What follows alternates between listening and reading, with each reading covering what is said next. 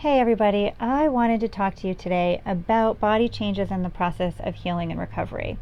I get asked so many questions about what's going to happen to my body, what is it going to look like when I enter the recovery process, or when I try to heal my body from all of the damage that I've done when I've engaged in restricting behaviors or compensatory behaviors. That's like the least triggering way of saying it, and I know you all know what I'm talking about, but or when I've engaged in so much overexercise that I've really slowed my metabolism down and have made some changes in my body that aren't healthy, and I really want to heal that. What do I expect is going to happen to my body so that I'm prepared? Because let's face it, knowledge is power. The more you know, the more you can prepare for it, the more successful you're going to be, the less likely you are to get really anxious and go running back to old behaviors, which, I hate to tell you this, only prolongs the whole process. It's true. So, let's talk about the fact that whether you have some weight restoration to do or not, you are still going to experience some body changes in the healing and recovery process. Don't panic. They're not necessarily bad, and they're temporary. But let's talk about what they are. If you're somebody who's been doing a lot of restricting, engaging in a lot of compensatory behaviors, or doing a lot of overexercise, your metabolism has actually slowed down as a way of conserving fuel. Your body is always working towards homeostasis and has a place where it likes to be in order to be healthy. And certainly you can override that, but it's always going to be working hard to return to that place of homeostasis. And one of the ways it does that is when you restrict or you engage in compensatory behaviors, is by slowing that metabolism down so that your body can get as many nutrients as possible and as much fuel as possible to be able to run all of your vital organs, right? So you need fuel to think, you need fuel to have a conversation, you need fuel to even watch a video like this one right here, right now. When you start the healing process, however, you start feeding your body more normal amounts of food at regular intervals, which is fantastic. In programs that I've worked in, we generally will feed people every 2 hours as a way of helping their metabolism get back up to speed and as a way of retraining their gastrointestinal tract. One of the things that happens when your metabolism slows down is that your gastrointestinal tract, or GI tract, also slows down. We have a process called peristalsis, which is muscle movement that kind of ushers the food from your esophagus down through your stomach, down through your intestines, and eventually the waste will exit your body through that process as well. When that starts to slow down, it means that food starts emptying out of your stomach at slower rates. This is something that we call delayed gastric emptying. It's actually why some of you can have breakfast and still feel kind of full around lunchtime, when really your stomach should be empty. You still have a little bit of your breakfast left in there. So we want to get your GI tract contracting at a rate so that your stomach is empty at lunchtime, and it makes it a lot more comfortable to have your lunch that way. But in order to do that, we have to retrain it. And we do that again by feeding your body regular amounts of food at regular intervals. And again, it's why you get fed every 2 hours if you're in a program. And it's why you are looking at eating about 6 times a day in the process of healing. When that happens, though, you may kind of experience some discomfort, the worst of which is the first 72 hours, and then it starts to get progressively better. You may notice some stomach pain, bloating, constipation, sometimes diarrhea, and it is very, very temporary. But I think what happens for most people is you start getting bloated after you eat, you look down, and there's that voice in your head that's like, oh my God, this is what I thought was going to happen. I'm eating normally and I'm getting fat. No, you're not. You're bloated. There's a difference, okay? Bloating is not fat, and your body is not going to stay in that shape forever. It is just part of your body learning how to heal itself. The reality is, if you, if you break a leg or you break an ankle, it swells, right? But it doesn't stay that way forever. When it heals, it goes back to its normal shape. Your GI tract is going to do the same thing. You just have to find ways to soothe yourself through that bloating and discomfort until it shifts and changes and it's kind of done with. Things that have been really helpful for a lot of people are to get a heating pack that you can put on your stomach after meals or after snacks when you're uncomfortable, just to relax those muscles. Making sure you have enough fiber in your diet, enough liquid, and certainly working with your dietitian who can guide you through all of that. Certainly better than I'm going to be able to do on a video. But just know that that bloating, the constipation, the diarrhea is really, and sort of gas is really normal in the recovery process.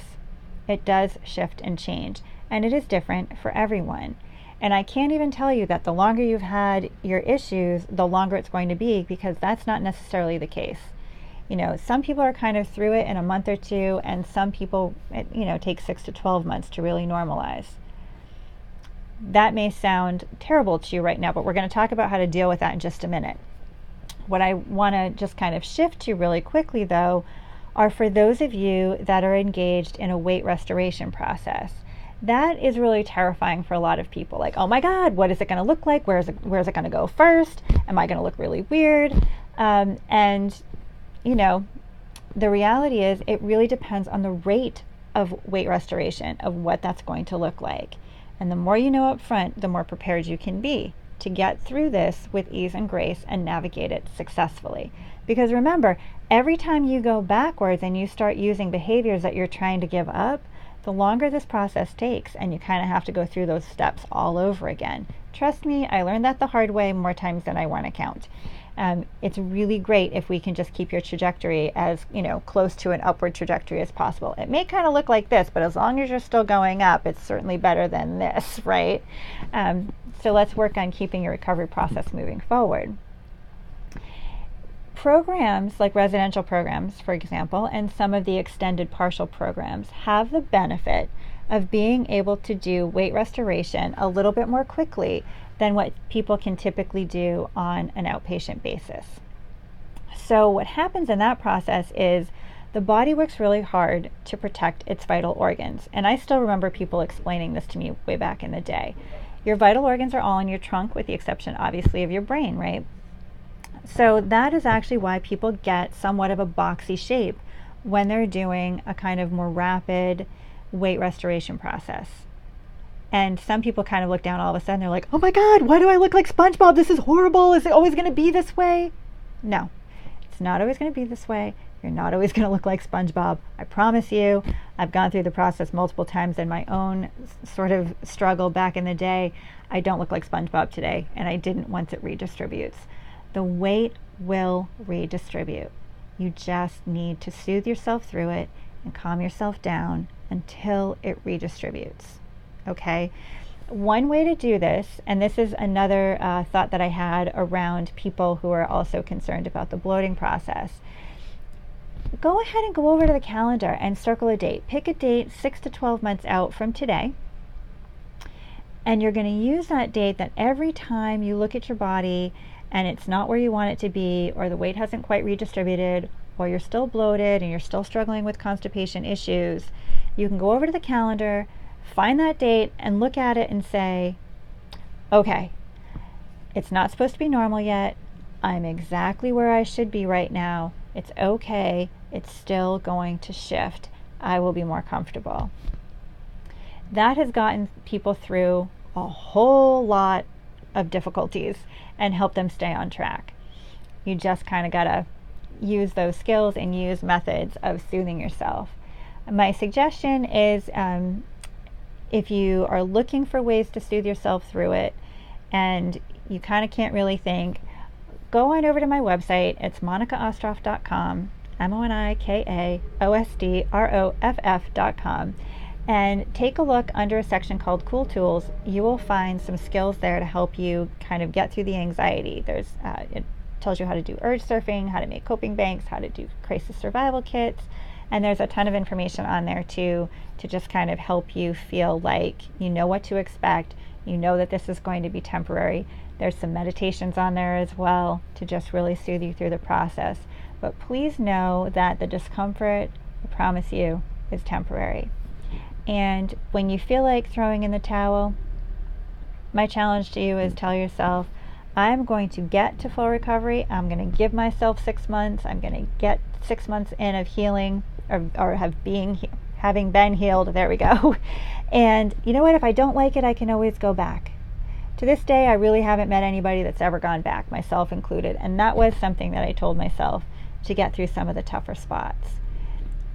And again, I'm going to tell you, if I can do this with everybody telling me that I never could, you definitely can do this. You can get through it, you can have a healthy body, you can feel good in your body, and you can have the most amazing life that you absolutely deserve, because you are a phenomenal person. Whether you believe that now or not, it is the truth.